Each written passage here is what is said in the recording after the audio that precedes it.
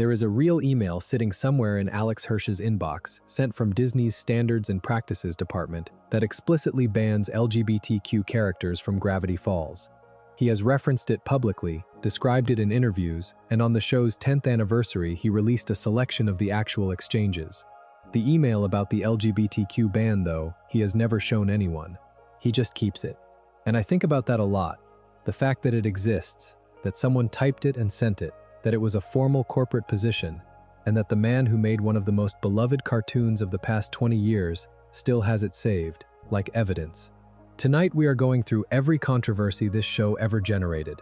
Not just the big ones you have heard of, but all of it.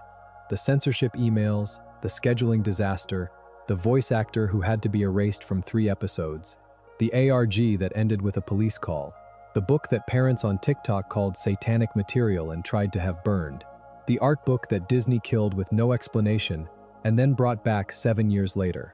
All of it.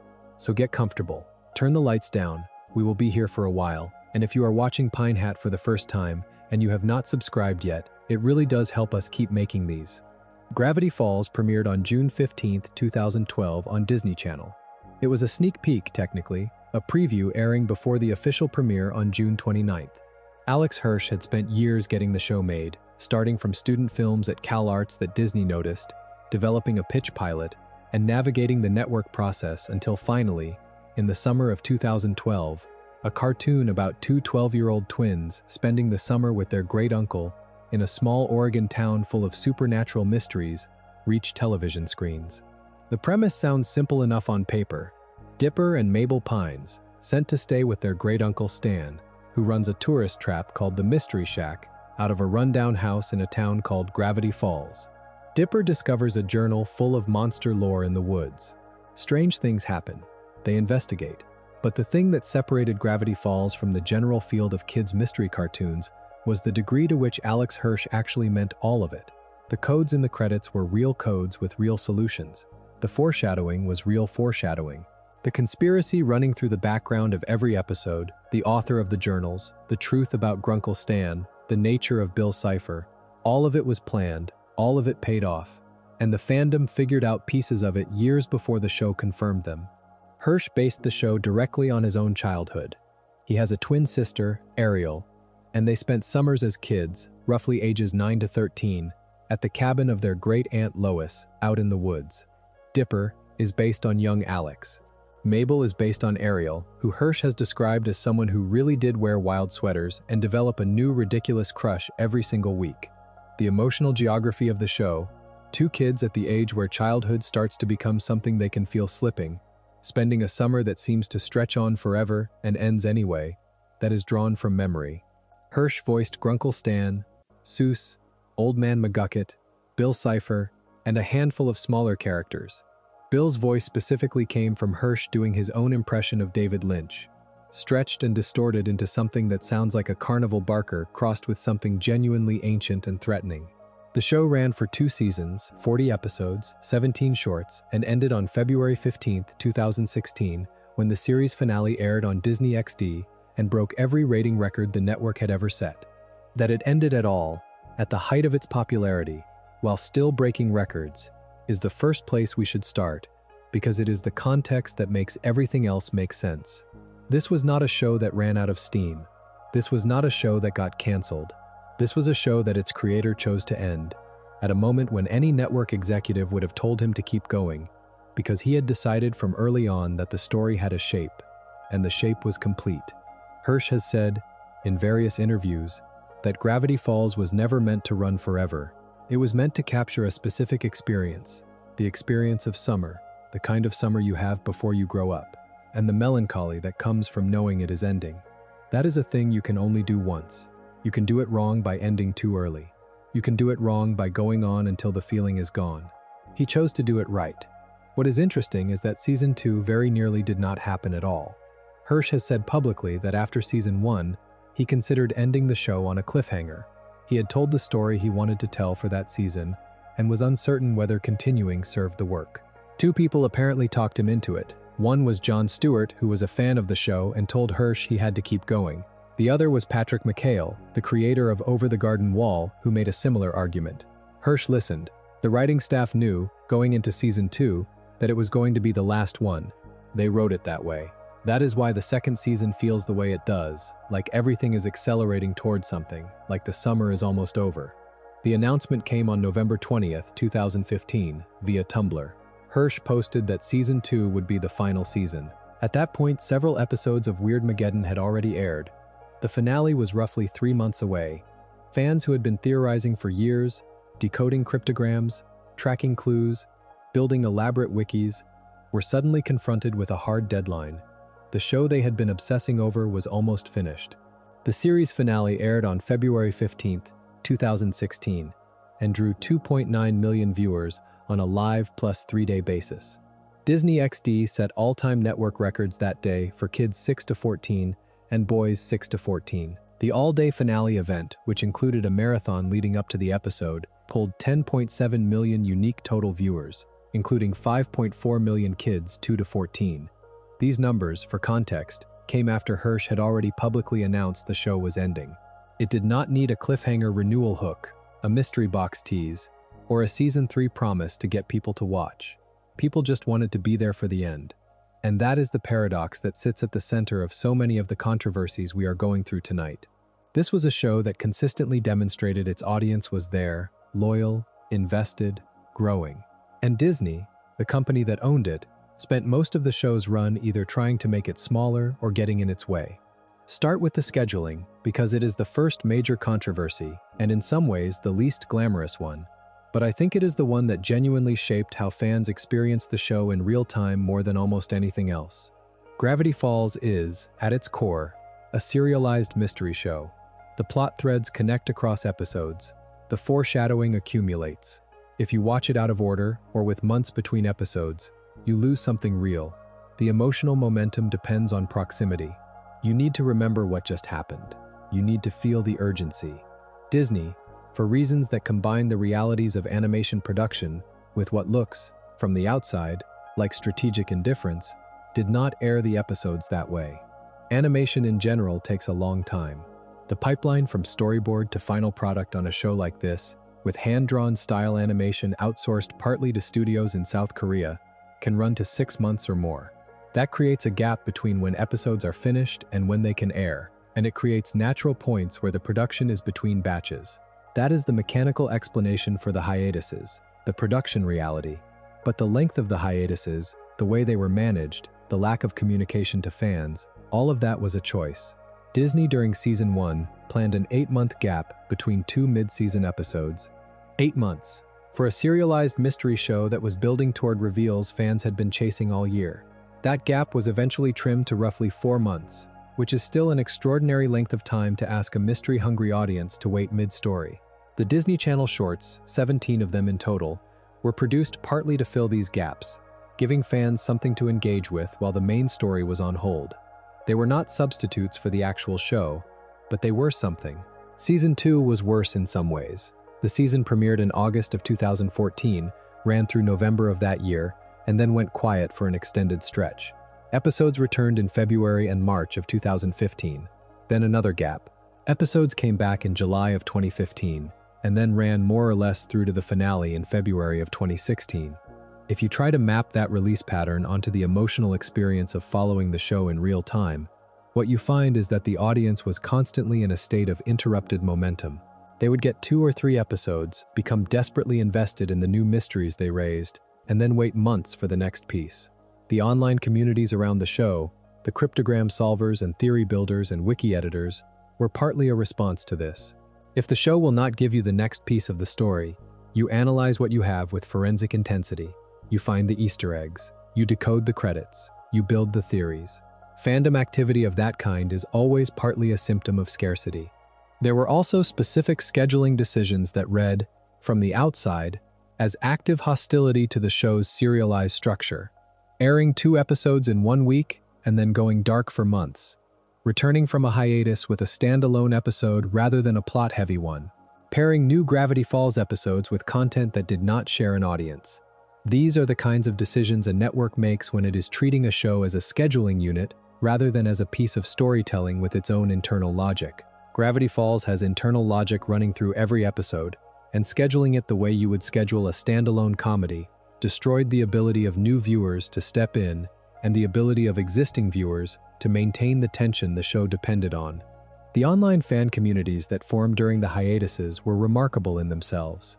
The subreddit, the theory wikis, the YouTube decode communities, all of these were partially born from necessity. When the show will not come back, you go deeper into what you have. You decode every frame. You rewatch looking for things you missed. The hiatus-born fan activity shaped how Gravity Falls was received, and the depth of analysis that the online communities developed during the pauses between episodes is part of why the fandom is still active a decade after the show ended. The bones were built during the wait.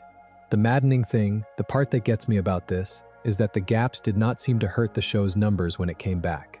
Not What He Seems, the episode in Season 2 where the truth about Stan and the portal finally begins to come out, aired on March 9, 2015, after one of these hiatus periods, and it was, at the time, the highest-rated Gravity Falls broadcast on Disney XD to that point. A Tale of Two Stans, which aired on July 13, 2015, the episode that unpacks the full backstory of Stan and his twin brother Ford, drew one of the largest audiences ever recorded for a regular Disney XD series in the network's then history. The audience came back every time. They had not given up. The scheduling did not erode the fan base. It just made the experience of following the show genuinely frustrating in ways that were entirely avoidable. The censorship story is longer and more layered than a single email. It starts with thousands of notes and runs through more than a decade of public statements.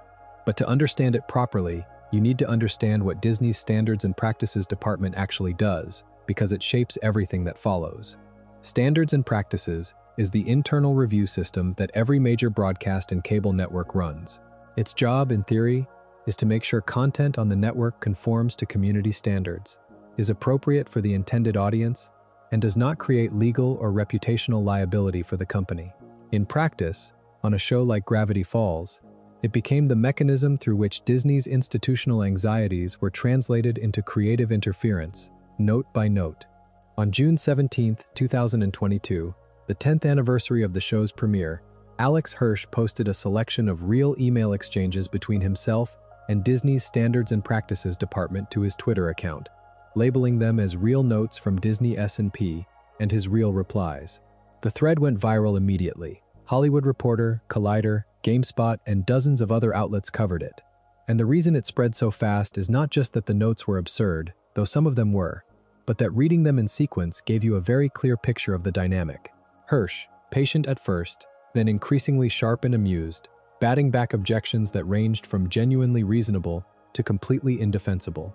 He has said in interviews that the total count of these notes, across the run of the show, ran into the thousands. Thousands of individual pieces of feedback from S&P. That number is staggering when you think about what it means in practice. Someone, or a team of someones, reviewed every script and storyboard and flagged every moment they thought might be problematic. And then Hirsch and his team had to engage with each one. Some they could fight, some they lost. The show you see on screen is, by his account, the result of years of that negotiation.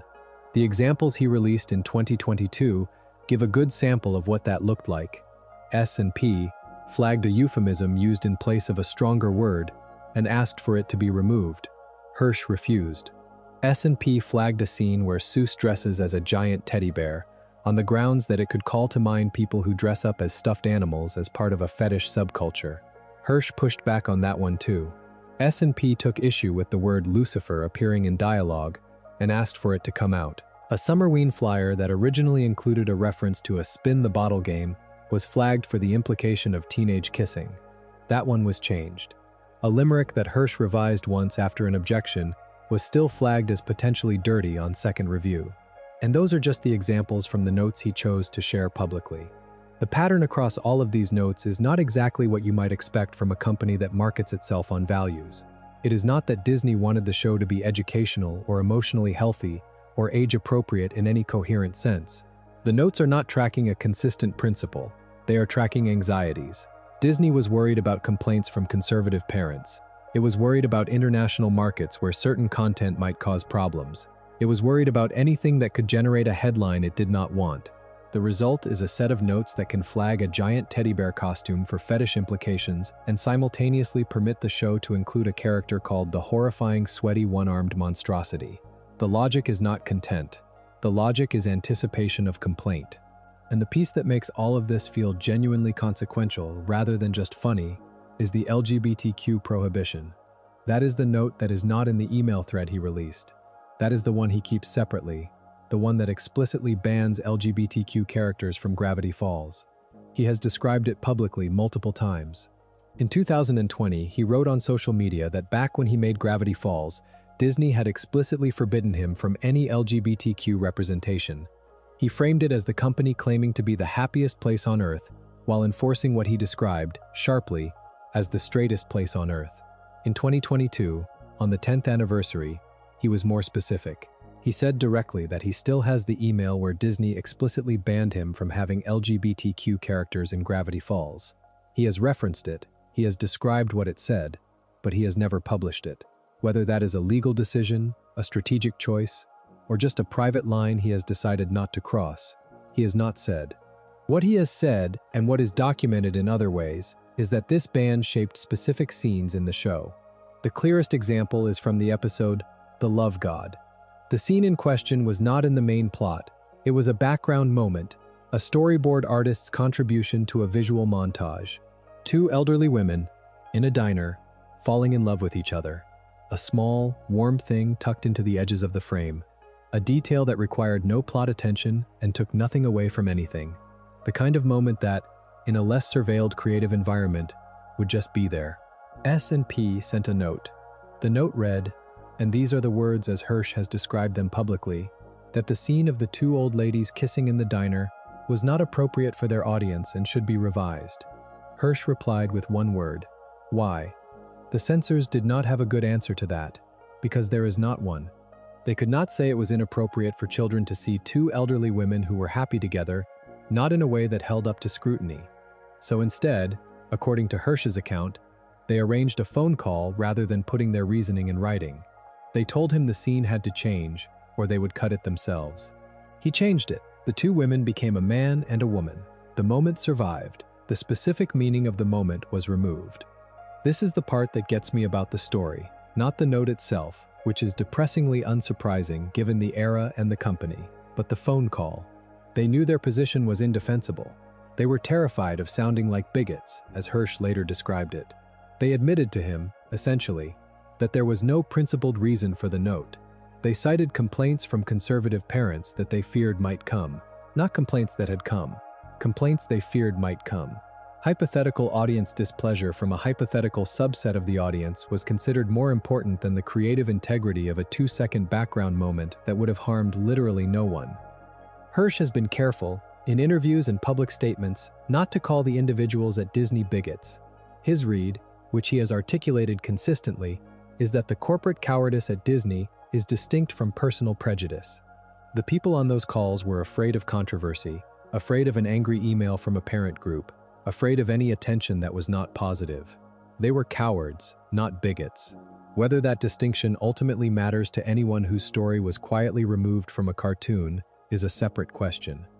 But the other side of this story is equally important, because the same show that suppressed two old women in a diner managed, in its finale, to do something that had never quite been done in a Disney animated series before. Sheriff Blubs and Deputy Durland had been running as a background joke in Gravity Falls for the entire run of the show. Two law enforcement officers in a small town who were both spectacularly bad at their jobs and appeared, in a generously coded way, to be extremely close. S&P had flagged them too. Hirsch has described receiving a note asking him to revise the action of Blubs putting his arm around Durland.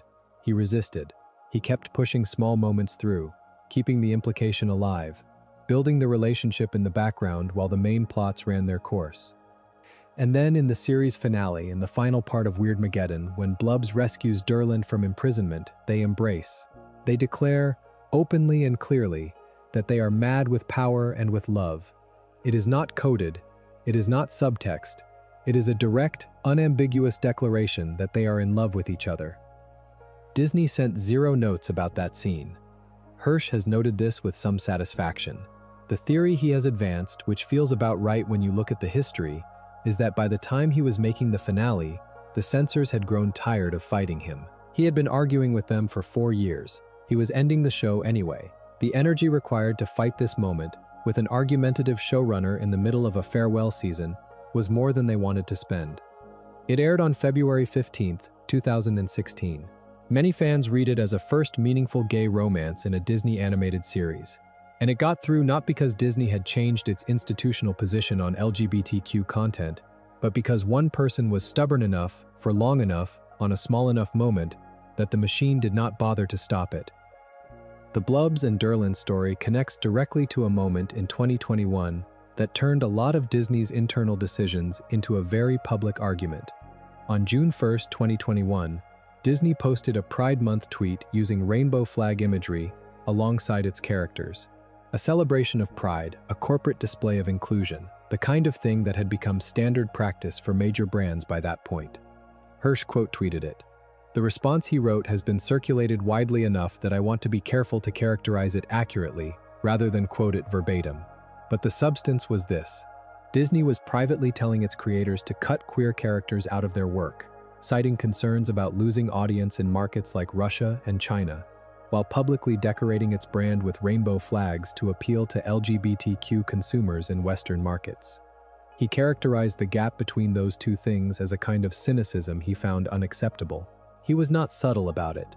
He also used that moment to say something directly to other creators who might be getting similar notes from their own networks. He urged them to push back, to cite Disney's own public marketing back to the executives telling them to revise their LGBTQ characters, to use the distance between what these companies say publicly and what they enforce privately as leverage. Reading the tweet at the time, I remember thinking that the anger in it was earned, but also strategic. He was not blowing off steam.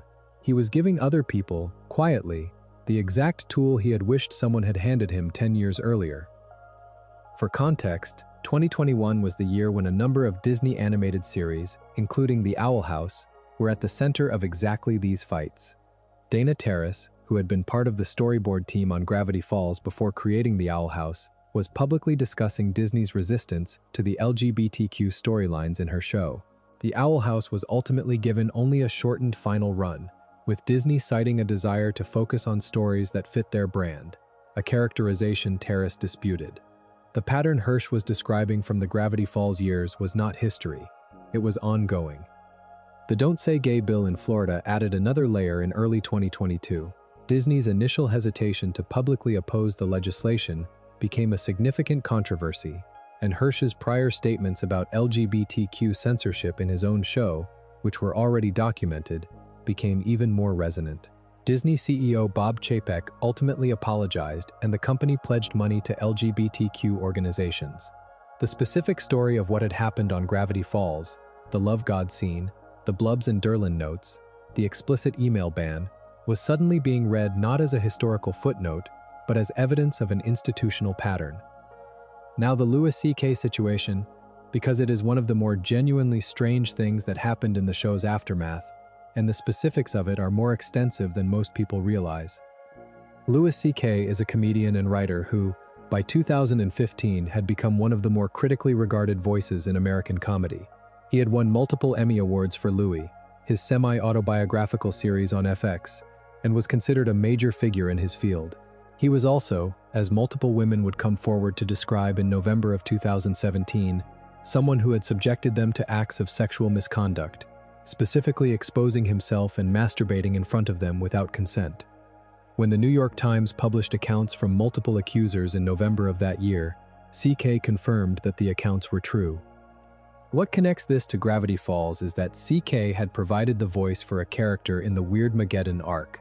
The character, whose full title is the horrifying sweaty one-armed monstrosity, appears in the Weirdmageddon episodes, which is to say the 3-part finale of Season 2. He is one of Bill Cipher's so-called henchmaniacs, the beings that serve as Bill's court during Weirdmageddon, each of them a piece of surreal horror comedy. CK voiced the character in episodes that aired in 2015 and early 2016. When the allegations broke in November of 2017, Disney's response was swift.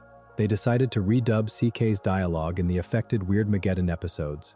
The re-recording was reportedly completed within about a month of the public announcement, and new versions of those episodes were then distributed to air on Disney XD. CK's name was removed from the credits. Alex Hirsch stepped in to provide the replacement voice, which made a degree of sense given that he was already voicing several characters in the show, and the monstrosity's voice is not a prominent or technically demanding performance.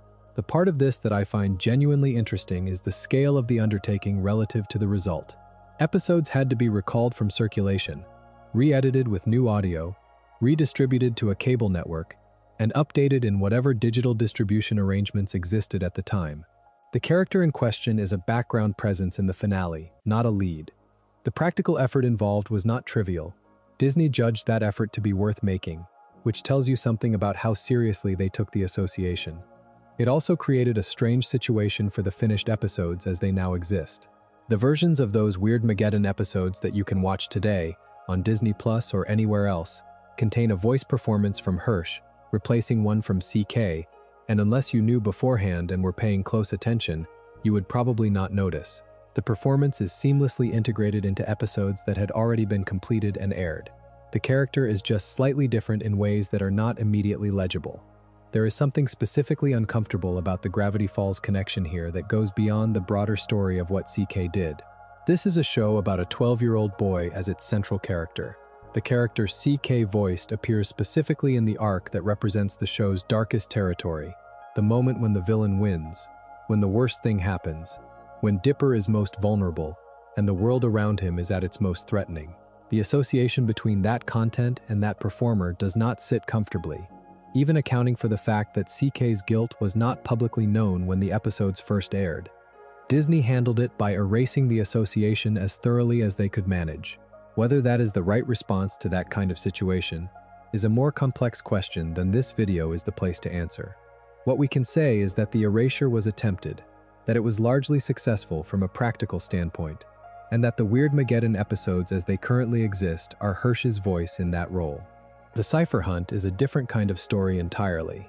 It is one of the genuinely joyful controversies in the Gravity Falls catalog, in the sense that it was planned as a celebration and became chaotic in ways that were mostly entertaining rather than upsetting. Mostly. The Cipher Hunt was an alternate reality game created by Alex Hirsch to find a real-life statue of Bill Cipher. The statue was a concrete replica of Bill, the floating eye triangle who served as the show's primary villain, created at roughly human scale. Hirsch had decided that somewhere in the physical world, a real Bill Cipher statue should exist, and that the fans should have to find it. The hunt started on July 20th, 2016, about 5 months after the finale had aired, with a cryptic tweet from Hirsch. The tweet itself was not plainly legible. It included a string of letters that, when decoded using a Caesar cipher, shifting 3 letters backward, resolved to what was essentially a starting gun. The Caesar cipher was the first cipher system used in Gravity Falls' own episode credits. If you had spent any time with the show's cryptography, you would know immediately what to do with a string like that. What followed was 13 days of a global puzzle chain. Clues were placed in physical locations around the world. The hunt began at the Kazan Cathedral in St. Petersburg, Russia, a location Russian fans recognized when they identified an architectural diagram inside Hirsch's cryptic tweet. Hirsch had visited Russia earlier in 2016 for a convention appearance and had placed clues there during that trip. From Russia, the hunt led eventually to a clue hidden at a shrine in Japan. From Japan, the chain continued across multiple countries and continents, with different fan communities working in parallel and sharing information online to pass clues between locations. The final cipher before the statue was, by most fan accounts, a Polybius square. When fans got stuck on this one, Hirsch tweeted a hint. The community pushed through. The statue was found on August 2nd, 2016, in a forest near the town of Reedsport, Oregon, 13 days from start to finish. The discovery was broadcast live over Periscope. The winning group, who found the statue and claimed the prize, received a collection of items that Hirsch had prepared.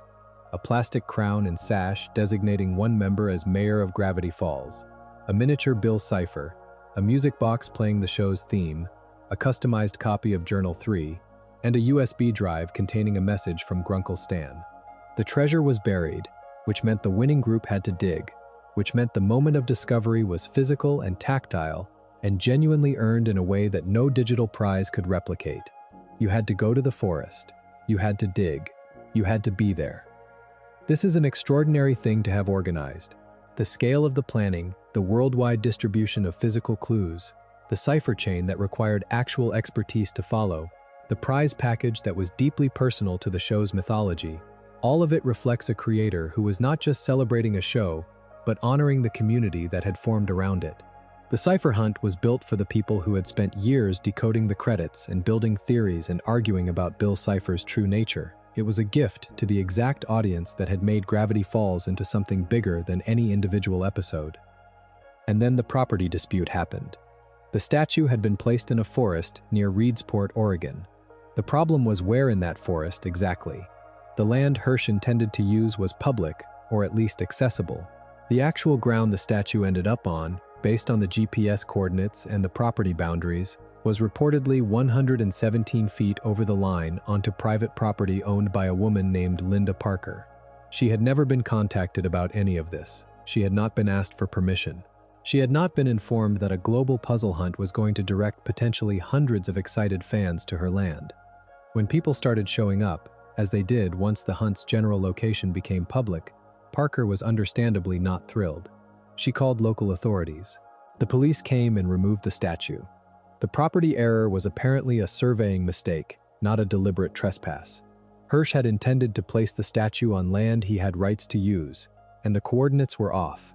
But the practical result was the same. The statue that had just been found after a 13-day worldwide hunt was in police custody in a small Oregon town, having been lifted off a private citizen's property without her consent. The statue was temporarily displayed at Bicentennial Park in Reedsport while the situation was resolved, and then it was relocated permanently to Confusion Hill, a roadside attraction in Piercy, California, where it remains today. Confusion Hill is, for the uninitiated, exactly what it sounds like. It is a tourist attraction built around optical illusions and forced perspective, the kind of place that is deeply American in the most specific way possible, half sincere and half ironic.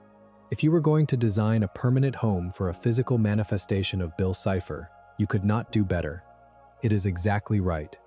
The Journal 3 controversy is a different category of thing, because it involves content that caused real concern, not just corporate interference or fandom debate. Gravity Falls Journal 3 was a companion book to the series, written by Alex Hirsch and Rob Renzetti, and published on July 26, 2016. It was announced in the final stretch of the show's run. The premise was that it reproduced the contents of the in-show journals, the field guides written by Stanford Pines before the events of the series, with annotations from Dipper, Mabel, Stan, and Ford added across the story's timeline. It became a New York Times bestseller in 2016. The book was notably not subject to the same content restrictions as the show itself. This was by design. The show was a kids' cable cartoon subject to Disney's Standards and Practices Department and the FCC's content guidelines for children's programming. The book was a published work for a general audience with more latitude for darker material. Characters in the journal reference blood, near-death experiences, mental breakdown. The voice and tone are darker than the series in places. That was part of the point. This was the fuller version of the story, as much as the medium allowed. The controversy involved the Spanish and Portuguese editions of the book, and it centered on a specific piece of Bill Cipher content. At one point in the journal, Bill Cipher possesses Dipper's body. This is a canonical event from the show, from the Season 2 episode Sock Opera. The journal represents this possession from a first-person perspective, with Bill writing as himself while inhabiting Dipper. In the Spanish and Portuguese editions, this section included a passage where Bill, in Dipper's body, described planning to throw that body off a water tower in order to simulate self-harm. The passage then addressed Mabel directly and suggested she should join him. This content had to be caught and flagged in translation and distribution. The Spanish and Portuguese editions were recalled and reprinted with that passage revised or removed. The recall was a significant logistical undertaking for the publisher, and the content, once it became known in those markets, generated genuine concern among parents. This is not a straightforward controversy in the sense of having a clear villain or a clear resolution. The darker content in Journal 3 was, in general, an intentional creative choice that expanded the story in legitimate ways. The show had always operated at the edge of what was appropriate for its audience. and the book was intended for a broader age range with that latitude acknowledged. But the specific passage involving Bill describing self-harm in the body of a 12-year-old character and then urging the character's twin sister to join him is a different thing. Even within the darker register of the book, that is content that warranted the concern it received. Hirsch has spoken relatively little about this specific incident compared to other controversies. The recall happened, the edition was reprinted, and the story moved on. But it sits in the catalog of Gravity Falls controversies not because it represents Disney overreach or corporate bad faith, but because it represents a genuine content question that the creative team got wrong and then had to address. Now something much more recent, and honestly much more entertaining in the way only a social media panic about a children's cartoon can be. On December 15, 2023, Alex Hirsch announced a new book called The Book of Bill, told from the perspective of Bill Cipher himself. It was released on July 23, 2024. The back cover included a password-protected website address and a countdown that reached 0 on July 30, 2024. That countdown did not produce any major announcement, which became its own minor controversy, though whether it was meant to tease something that fell through or was simply a thematic in-universe device is something Hirsch has not publicly explained. The panic, though, was something else. Shortly after the book appeared on store shelves, a video circulated on social media, primarily TikTok, in which someone had found the book at a Walmart and was holding it up with visible alarm, calling it satanic material. The video spread rapidly through communities of Christian parents who were alarmed by what they saw as occult imagery being sold alongside children's books. The Illuminati-style all-seeing eye imagery that runs throughout the Gravity Falls franchise, the stylized top hat on the Book of Bill's cover, which some viewers believe could be read as forming an upside-down cross, and the general aesthetic of the book and the show, which leans heavily into occult and esoteric imagery as part of its mystery box design. To be clear about what Gravity Falls actually is, it is a cartoon about two kids who spend a summer in a small Oregon town where supernatural things happen, created by a CalArts graduate who drew on childhood memories and mystery box storytelling techniques. The show uses occult imagery the way a lot of mystery fiction does, as visual shorthand for the idea that there are secrets here, that the world is stranger than it appears. Bill Cipher is a villain designed to look like a dollar bill with a human eye, wearing a top hat, because he is a surreal monster from another dimension, and the show was going for a deliberately unsettling visual language. The pentagrams and all-seeing eyes in the show are design choices, not religious statements. The panic around the show's imagery was not new in 2024. It had been a minor current in certain communities since 2012, when the show premiered, and some Christian parents flagged its occult aesthetic. The Book of Bill just gave the conversation a fresh hook and a shareable video. Hirsch's response was perfect. He posted, and this is documented well enough that I can characterize it accurately, a tweet suggesting that people buy copies of the book specifically to burn them, and that they should probably buy several copies to be safe. It was exactly the right tone. Dismissive, funny, not defensive, not angry. He treated the panic with the contempt it deserved, without providing anything that could be screenshotted and used to claim he was engaged in a genuine conflict with religious communities.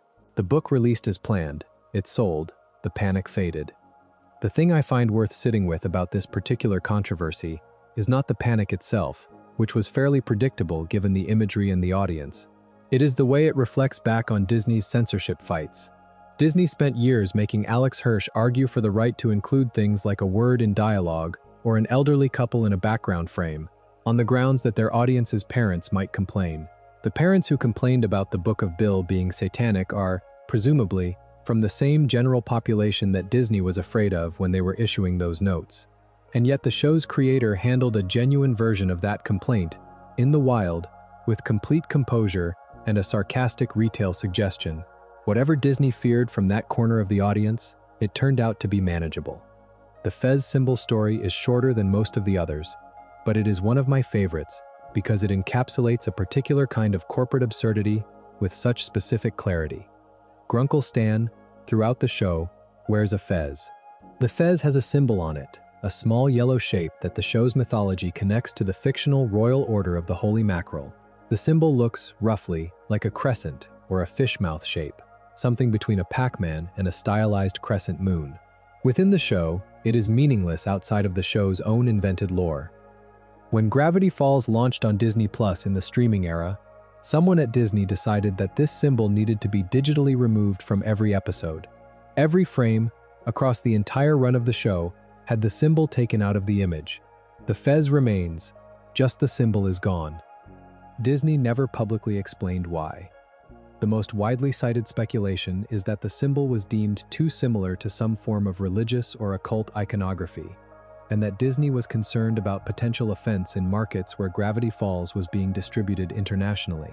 Others have suggested a resemblance to Masonic imagery, or that similar concerns had been raised in some international markets during the show's original broadcast before the Disney Plus launch. The reason this will never be fully satisfying as an explanation is that Disney never confirmed any of it. What they did instead was remove the symbol from episode footage and then forget to remove it from the episode thumbnails and from the title sequence. The same symbol they had just gone to the expense and effort of digitally erasing from every frame of 40 episodes was still sitting there in the images a viewer would see before pressing play. Hirsch found this out, as these things often happen in the social media era, because fans noticed and told him.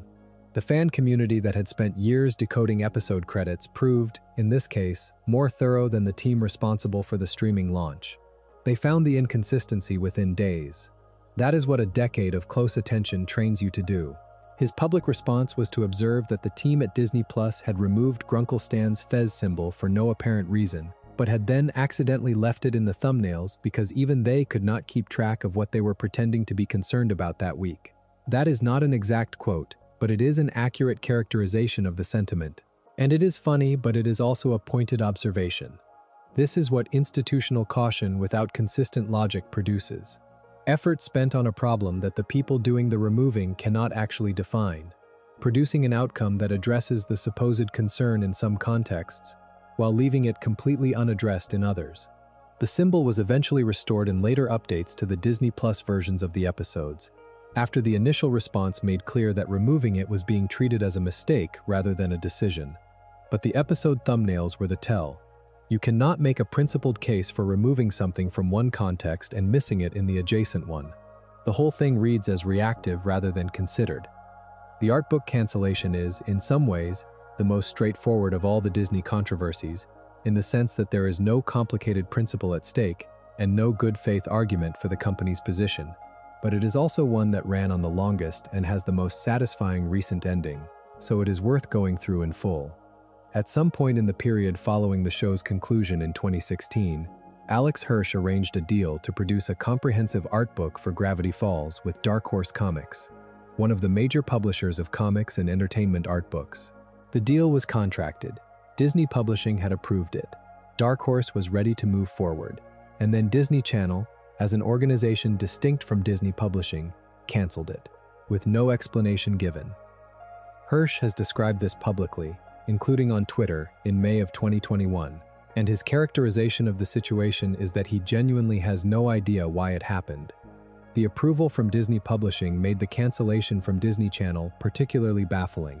These were different departments with apparently different ideas about whether the project should exist. The result, from Hirsch's perspective, was that a fully contracted book he had helped plan simply did not happen, and no one told him why. This was not a small thing for the fans. The show had generated an extraordinary amount of production art, background designs, character studies, concept work, everything that goes into building a visual world as detailed as Gravity Falls. An art book would have been the primary way for that material to reach an audience outside the studio. The fandom had wanted it for years. When Hirsch confirmed publicly that it had been killed, petition campaigns appeared. Fans cataloged the evidence of the cancellation. The whole thing became a data point in the ongoing argument about Disney's relationship to the show and its creator. And then, in the spring of 2026, nearly a decade after the show ended, and nearly 7 years after the original deal was reportedly killed, the announcement came. The Art of Gravity Falls, written by Hirsch and Rob Renzetti, 256 pages, with a foreword by James Baxter, priced at $55, releasing September 15, 2026. The Barnes & Noble exclusive version includes a replica of the letter Wendy gives Dipper at the end of the finale, the one signed "See You Next Summer," which is one of the more beautiful small touches they could have chosen for that edition. I genuinely do not know what changed. Hirsch has not said, as far as I can tell, what moved the needle from the cancellation of the original Dark Horse deal to the announcement of the current book. Whether it was the Netflix deal expiring or becoming flexible in some way, whether it was Disney responding to years of fan demand, whether it was the commercial success of the Book of Bill demonstrating continued market appetite for Gravity Falls products, whether it was simply that the internal politics at Disney had shifted, we do not know. What we know is that it is happening. The announcement was met with the kind of relief that can only come from a fandom that has been waiting a very long time. And it is worth saying clearly, the fact that this book exists, that it is coming, that the production art for Gravity Falls will finally be in a form people can own and look at, is good. Whatever the corporate story behind it, the outcome for the fans and for the preservation of the show's visual legacy is the right one. The Netflix deal deserves a section of its own, because it is the structural fact that explains why there has been no Season 3 and what any future Gravity Falls content would have to navigate. On August 27, 2018, Alex Hirsch signed a multi-year overall deal with Netflix for the exclusive development of new series and feature films. The deal was significant on its own terms. It was Netflix investing in original animation and acquiring a creator whose work had demonstrated a loyal and engaged audience. It was also, by the terms that govern these kinds of exclusive deals, a contractual constraint on Hirsch's ability to make content for other networks, including Disney. This is the reason there has been no Season 3. Not just that Hirsch has not wanted to make one, not just that Disney has not greenlit one, but that there is a legal structure in place that would have limited his ability to develop new Gravity Falls content for Disney during the term of that deal. He has described his experience at Disney across various interviews using language that makes clear the relationship was a difficult one. Describing his time there as serving solitary confinement is a striking characterization. It suggests that the Netflix deal was not just a professional opportunity, but also, at some level, a departure.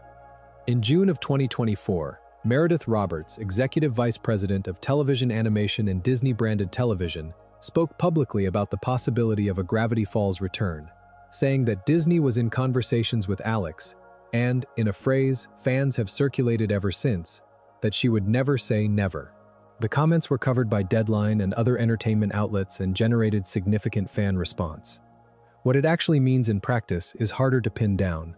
We are in conversations and never say never are not the same as we are making this, or even we have agreed on what it would be. The Netflix deal's exact end date and whether any carve-out for Gravity Falls specifically was ever negotiated, none of that is public. As of mid-2026, no Season 3 or revival has been greenlit.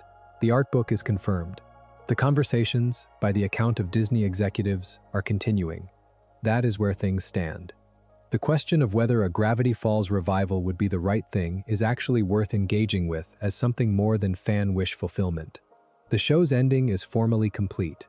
The emotional arc of Dipper and Mabel across the summer, the reconciliation of Stan and Ford, the defeat of Bill Cipher, the farewell at the bus, and the sign-off of Grunkle Stan's "See you next summer," all of it lands. The show knows where it is going, and it gets there. A sequel, by definition, would be additional. It would not be the completion of something unfinished. It would be a new thing happening to characters whose story is, as Hirsch designed it, finished. That does not mean it could not be good. It means it would have to justify its own existence as something other than more of the same. Whether the creative circumstances exist for that to happen, whether the relationship between Hirsch and Disney could sustain the kind of creative protection that made the original show possible, whether the voices and the writers and the specific alchemy of that production could be reassembled, all of that is unknown. What we know is that Hirsch left the ending vague deliberately. He has said so. He did not close every door. Whether he walks back through any of them is a question the next few years may or may not answer. The hidden codes and cryptograms deserve more than a passing mention in a video about Gravity Falls controversies, because they represent, in a way, the most fundamental bet Hirsch made about his audience. And the degree to which that bet paid off is one of the most remarkable things about the show's cultural history. The system works like this. Every episode of Gravity Falls ends with a cryptogram in the credits, a string of symbols or numbers or substituted letters that, when decoded correctly, reveals a message. The Cipher system changes as the show progresses, and the progression itself mirrors the show's own escalating complexity. The first stretch of episodes uses a Caesar cipher. the simple substitution code where each letter is shifted a fixed number of positions in the alphabet. A later stretch uses an @bash cipher, where A becomes Z and Z becomes A, the alphabet reversed. Another stretch uses a letter-to-number cipher, where each letter is replaced by its position in the alphabet. The Season 1 finale uses these systems in combination. And then from Season 2 onward, the show switches to a keyed Wegener cipher, a more sophisticated system where the substitution pattern is governed by a keyword that changes with each episode, and which requires knowing the keyword to decode. This escalation is not arbitrary. It mirrors the show's own deepening mythology. The first episodes establish the mystery and give you the tools to engage with it. The finale of Season 1 raises the stakes. Season 2 commits to the complexity. If you want to follow the cryptograms through Season 2, you need to be a genuinely engaged decoder, not just someone who knows the alphabet backward.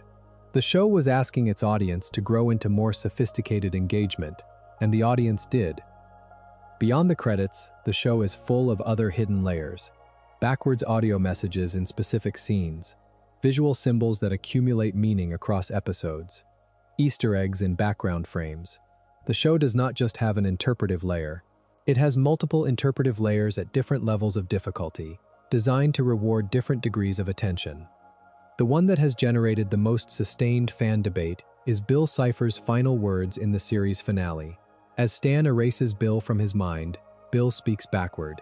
When the audio is reversed and listened to, what you get, according to the decoding that has been widely verified by the fan community, is a plea that includes the word axolotl and an invocation of ancient power to allow return. The letters spell axolotl. An axolotl is a real salamander species native to Mexico, associated in Aztec mythology with the deity Xolotl, connected to death, lightning, and rebirth.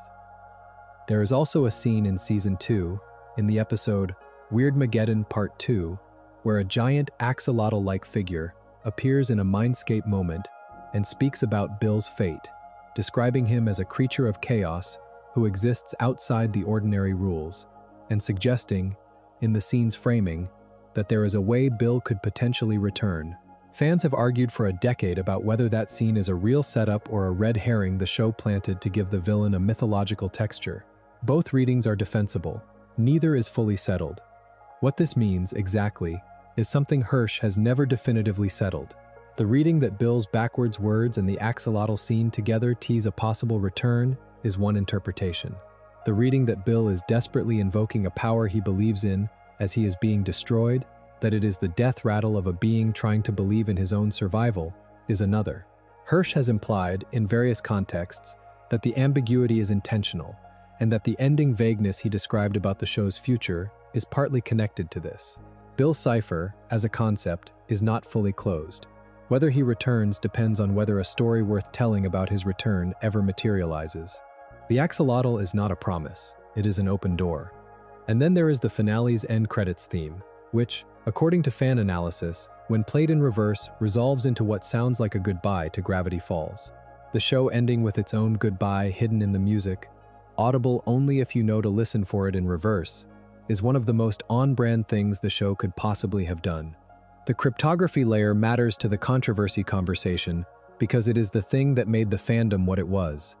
A mystery show without the interactive layer is still a mystery show. But a mystery show where the credits are a cipher that fans decode in real time, where solutions are shared in communities online, where cracking a code feels like genuine collaboration with the showrunner, that is a different kind of relationship between a show and its audience. It is one of the reasons the hiatuses were so painful. The community had everything to analyze and was starving for more source material. It is one of the reasons the ending landed so hard. The people watching were not passive viewers. They had invested forensic attention for years, and they deserved, and received, a finale that honored that investment. Now the fandom itself, because some of the more uncomfortable controversies in Gravity Falls history live there, not in the corporate decisions or the production choices, but in what the audience did with the material. The most significant of these, in terms of how prominently it has featured in fan community discussions, is the shipping culture around Bill Cipher and Dipper Pines, known in fandom shorthand as Bill Dip. Shipping, for anyone who does not spend time in fan communities, is the practice of imagining romantic or sexual relationships between characters. usually characters whose canonical relationship is something entirely different. It is as old as fan fiction, and it encompasses an enormous range of content, from entirely innocent "wouldn't these characters be cute together" scenarios to explicitly sexual material. Bill Dip is specifically the pairing of Bill Cipher, the trillions of years old interdimensional demon and primary villain of the show, with Dipper Pines, the 12-year-old protagonist.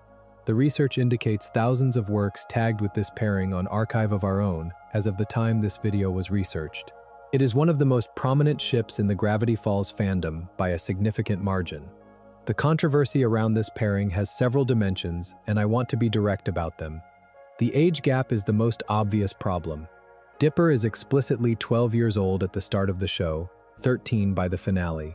Bill is described within the show's mythology as an ancient being who predates the current universe by an indeterminate but vast span of time. Writing romantic or sexual content involving a character who is 12 or 13 years old is not something the fact of an enormous fantastical age gap resolves. A 12-year-old character is a 12-year-old character in the reader's mind regardless of what the other character is. This is the central and legitimate criticism of the pairing, and the fan community has argued about it extensively. The counter-arguments that exist within the fandom are generally some version of Bill is a non-human entity to whom human age categories do not apply, or I age them up in my version, or it is fantasy and does not map onto real-world harm. The people making these arguments are not all operating in bad faith. Fan fiction has always explored dark territory, and the relationship between fictional exploration and real-world harm is genuinely complicated. But the conversation within the fandom about this specific pairing has been a long and contentious one, and it is worth acknowledging that Hirsch himself has, on multiple occasions, expressed discomfort with certain parts of how the fandom has engaged with his characters. There is also Pinecest, which is the shipping of Dipper and Mabel, who are twin siblings, with each other in a romantic context. This one is somewhat more niche, but has been present in the fandom and is another point where the canon's emotional core, two twins whose bond is the heart of the show, has been taken in directions the creator clearly did not intend and has explicitly found uncomfortable. These are not controversies with easy resolutions. Fan fiction exists in a space that is legally and ethically complex, and the question of where creative communities should draw their own lines is one that those communities argue about perpetually. What I can say with some confidence is that both of these pairings represent a subset of the Gravity Falls fandom, engaging with the show's characters in ways that diverge sharply from the show's own values, and that the existence of that content has been a genuine source of discomfort and conflict within the broader fan community. The controversy around Roadside Attraction, a Season 2 episode, is a different kind of fandom debate and is worth including here because it speaks to something real about the show's handling of its characters in a specific moment. The episode involves Dipper, in an attempt to get over his feelings for Wendy, being coached by Grunkle Stan in techniques for charming and manipulating girls at various tourist attractions. Dipper applies these techniques to multiple girls across the episode, creating romantic expectations he has no intention of following through on, and the emotional fallout for those girls is treated primarily as comedy. The criticism from fans, which has been fairly consistent, is that the episode asks the audience to sympathize with Dipper's use of manipulation tactics on real people who have done nothing to deserve being misled, and that it frames the hurt caused to those characters as a learning moment for Dipper, without fully acknowledging the degree to which he behaved badly. The argument is not that Dipper is a villain, but that the episode's moral framing lets him off too easily. Whether you agree with that read or not probably depends on how charitably you read the episode's ending, in which Dipper does acknowledge that he has been acting poorly and has hurt people. But the episode has been consistently cited in discussions of the show's weaker moments in Season 2, and it reflects a genuine tension in how the show handled Dipper's romantic storylines. The Wendy arc, which runs through Season 1 and into Season 2, involves a 12-year-old boy with a significant crush on a 15-year-old girl, and the show's handling of that dynamic is another point of debate, with some finding it charming and relatable, and others finding the degree to which Dipper's obsession is indulged uncomfortable. None of these fandom debates undermine the show. The show itself is, across its full run, careful and thoughtful about what it values. The twins' bond, the importance of honesty, the complexity of Stan's character, the cost of power and secrets, all of these things are handled with genuine care. The fandom controversies exist at the edges, in the space between what the show is and what its audience has done with the material. That space is always complicated, and Gravity Falls is not unique in having it. But it is part of the full picture of what the show's cultural life has looked like. The story of Grunkle Stan and his relationship to Hirsch's own Jewish identity is not a controversy exactly, but it sits alongside the controversies in a way that feels worth discussing, because it is the kind of thing that is easy to miss if you are not looking for it. Journal 3, the companion book, confirms that Stanley Pines was raised Jewish, though he describes himself as later becoming an atheist. Stan, as written on screen, has always had a cultural specificity to him that is legible if you recognize it. The conman background, the complicated family relationships, the loud surface personality covering a genuine emotional core, the deep loyalty that runs underneath the deflection and the bluster. Hirsch has drawn openly on his own Jewish heritage and cultural background in shaping the character. Stan is voiced by Hirsch himself, and the sensibility in that performance is not accidental. This matters in the broader context of the show because Stan is one of the very few main characters in Disney animation confirmed in the canon material as Jewish. The show did not make a point of announcing this. It did not frame it as representation in the sense of here is our Jewish character. It just built the character from a specific experience and then confirmed the details in ancillary material.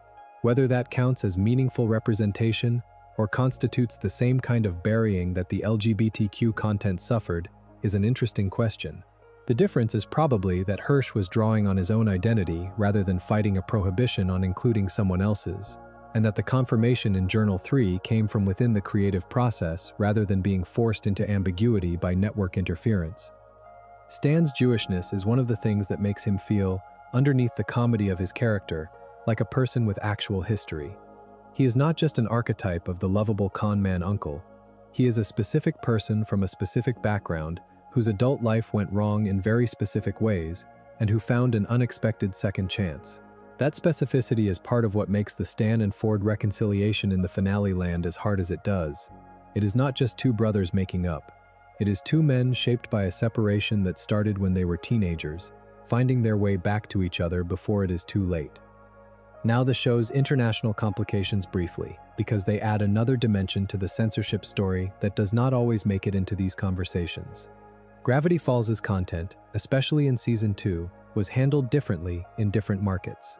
The heavier themes of the later season, the depictions of death and dimensional horror and the emotional weight of Weirdmageddon, were more extensively cut in some international broadcasts than they were in the American original. The LGBTQ content, meaning the Blubs and Durland moments and other coded relationships, was altered or removed in several markets. According to available reporting, distribution problems in some countries meant the show was effectively unavailable there in its full form. The Fez symbol on Grunkle Stan's hat was removed from some international broadcasts before the Disney Plus launch made that removal briefly global. The picture this paints is of a show that was navigating not just Disney's American content concerns but a patchwork of international distribution requirements that pushed in different directions. What was too dark for one market was too queer for another, and too adult for a third. The version of Gravity Falls that exists as the complete, intended work is the American original, and even that version was shaped by the S and P battles Hirsch fought. The international versions, in various markets, are more compromised still. This is a structural reality of global entertainment distribution rather than a Gravity Falls-specific problem, but it is worth naming in a video about the show's controversies because it is part of the full picture of how the work was received around the world. The show that meant something specific to millions of viewers in America was reaching viewers in other countries in forms that were, in some cases, missing pieces that were integral to what made it significant. The legacy question is the one that brings all of this together, because what you realize when you spend this much time with the show's history is that the controversies are not separate from what made Gravity Falls matter. They are deeply connected to it. A show that did not care about queer representation would not have generated years of fights about queer representation. A show that did not trust its audience to engage with genuine complexity would not have built a cryptography layer that expected that audience to solve real ciphers. A show that did not take its own mythology seriously would not have run an alternate reality game across 13 days and multiple countries to place a concrete statue in a forest in Oregon. A show that did not have a specific vision of what it was trying to do would not have ended at the height of its popularity, because the story was finished. The controversies are evidence of what the show was trying to be, and the gap between what it was trying to be and what the institution that owned it was willing to let it be is exactly the tension that makes the history interesting. Hirsch was making something that was specific, personal, built on real memory and real identity, and a genuine sense of what childhood and family and the passage of time feel like. Disney was a corporation with risk aversion built into its DNA, worried about conservative parents and international markets and hypothetical complaint. Those two things in contact with each other for 4 years produced thousands of notes and one remarkable, uncompromised show. The awards bear that out. The show won Emmy Awards, Annie Awards, and a BAFTA Children's Award during its run, and its finale drew audiences that set all-time records for the network, after the creator had already publicly announced the show was ending. The audience was there because the show had earned them, and the show had earned them in spite of institutional friction at every turn. What I find most remarkable, sitting with all of this, is how much of what Hirsch fought to keep in the show feels, in retrospect, small. 2 old women in the background of a diner scene, a deputy putting his arm around a sheriff, the word Lucifer in dialogue. These are not the things you expect to be the front lines of a creative battle, but that is what institutional caution looks like in practice. It does not fight the big things. It fights the small things because the big things are visible and the small things are the ones where no one will notice if you lose.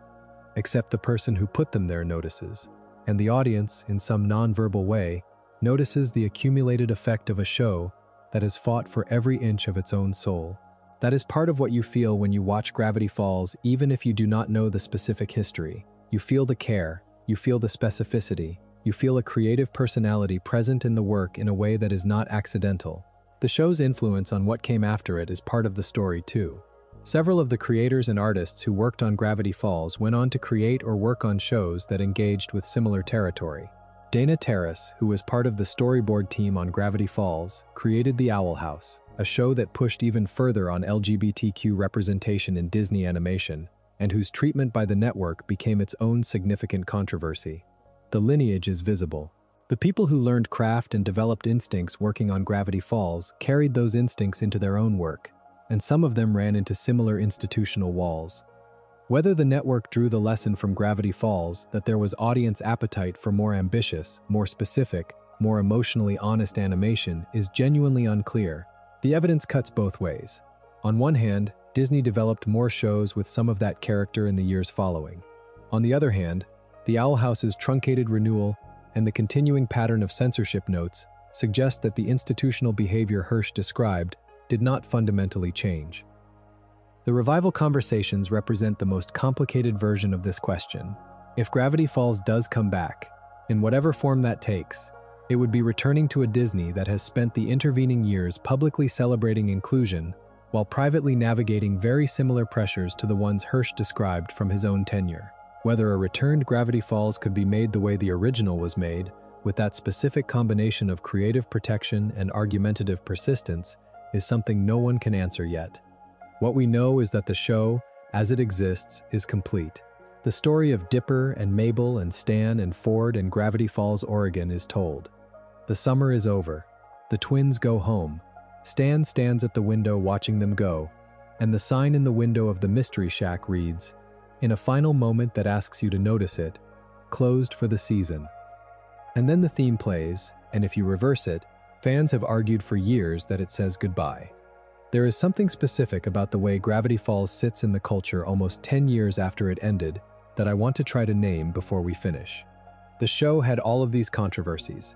The censorship battles, the scheduling failures, the voice actor scandal, the ARG that ended with a police call, the satanic panic from a new generation of parents. And none of it has diminished what people feel about it. The affection is not nostalgic in the way that can be slightly condescending, where you remember something fondly because you were young when you watched it. The arguments about the show are still sharp. The theories about Bill's backwards words are still generating genuine debate. The cryptograms still get decoded by people encountering the show for the first time. The community did not dissolve when the finale aired. It is still there. What does that mean? I think it means the show succeeded at the exact thing Hirsch described wanting it to do. It captured a feeling. The feeling of summer running out while you are young enough to believe summers last forever. the feeling of a mystery that keeps deepening, the feeling of a place that is more than it appears, the feeling, which is specific and hard to put in words, of being 12 years old in a world that is stranger and more beautiful and more dangerous than the adults around you are willing to admit. You can argue about every decision Disney made in relation to this show, and most of those arguments would be worth having. The scheduling was a failure. The LGBTQ prohibition was indefensible. The Artbook cancellation was petty and pointless. The Fez symbol removal was baffling and badly executed. But the show itself, the thing Hirsch and his team made in spite of all of that, is completely itself. It is exactly what it was trying to be. That is rarer than it sounds. Most creative work is diminished by the institutional process it passes through. The edges get smoothed, the specific becomes generic, the personal becomes palatable. Gravity Falls is a show that was in a specific, sustained fight with the institution that owned it for 4 years, and it came out of that fight intact, specific, personal, itself. And I think that is the thing the controversies, all of them taken together, ultimately point toward. Not toward a broken relationship between a creator and a corporation, though it was that too. Not toward a show that was mishandled at every turn, though some of it was. But toward a show that was worth fighting for, and whose creator knew it, and fought. That is not a small thing. That is, in some ways, the whole story. Return to the S&P email thread that Hirsch released on the 10th anniversary, because I do not think the broader context around it gets enough attention. The release of those emails was not just a funny moment on the internet. It was a deliberate act of documentation, and the timing was not accidental. June 17, 2022 is the date. The 10th anniversary of the show. Hirsch could have marked the occasion with a nostalgia post, a behind-the-scenes memory, a clip of something charming. Instead, he chose to publish evidence of the institutional friction that shaped the show's creation. He labeled them Real Notes from Disney S&P and My Real Replies, and he released them as a thread. The Hollywood Reporter, Collider, and GameSpot all covered the thread within 24 hours. Entertainment journalists who had covered the show's run found themselves reading documents that put names and dates and specific language to things Hirsch had described in interviews, but that had never been materially evidenced before. The response from the general public was largely what you would expect: amusement at the specific absurdity of some notes, discomfort at the pattern, and a renewed interest in the more substantive prohibitions he had described alongside the published ones. The notes he released are funny, and the comedy matters, but they are also evidence. When Disney can object to a giant teddy bear costume on fetish grounds but cannot articulate why 2 elderly women in a diner should not be in love, you are looking at an institutional process that is not applying consistent principles. It is reacting to the surface of things, anticipating complaint in ways that are disconnected from any coherent content standard. The teddy bear note reads as absurd. The LGBTQ prohibition reads as indefensible. But they come from the same mechanism, the same system of review, the same anxiety about hypothetical parental response, understanding that connects them. What Hirsch was doing on the anniversary, I think, was making sure the record existed publicly. He has kept the LGBTQ email. He has described it. But releasing it, with whatever legal and professional considerations that might involve, is a different step. What he did instead was release the surrounding material, the texture of the relationship, so that even without the most damning document, the picture is clear. He wanted people to understand what making Gravity Falls actually involved.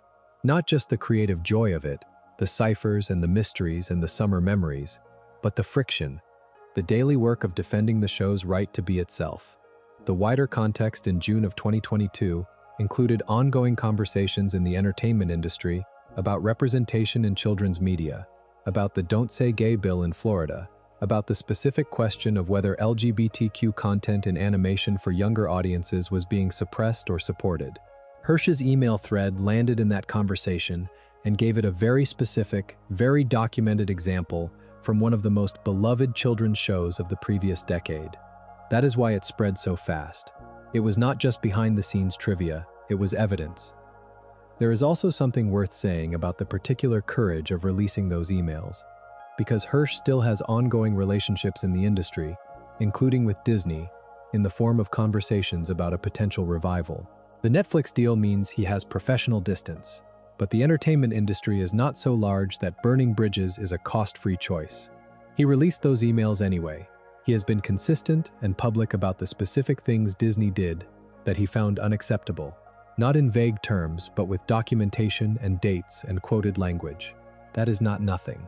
One thing the 10th anniversary thread also surfaced was renewed attention to a fandom conversation that the email release brought to a wider audience.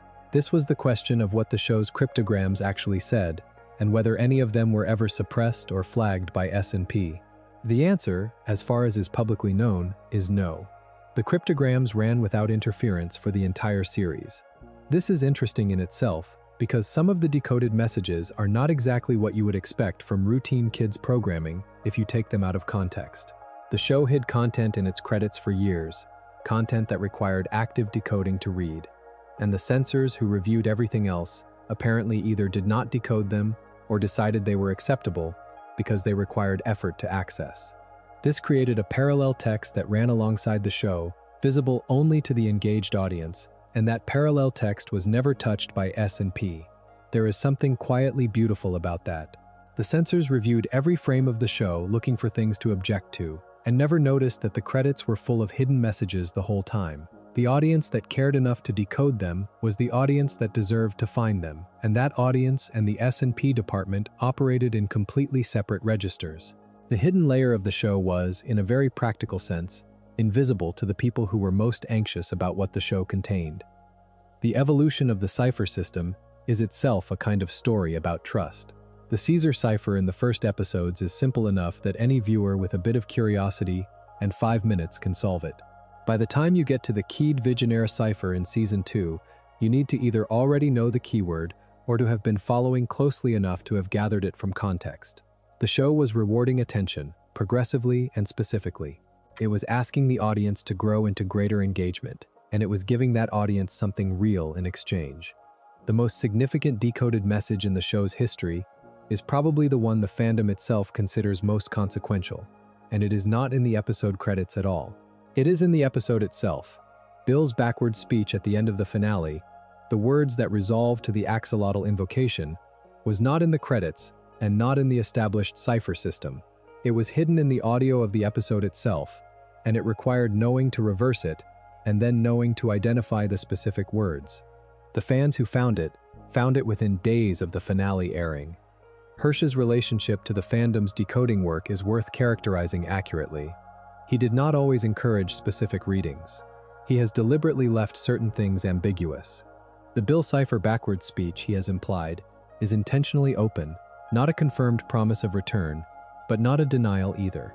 The show built a culture of careful attention and rewarded it consistently, and then in its final moment, it gave that culture something to argue about forever.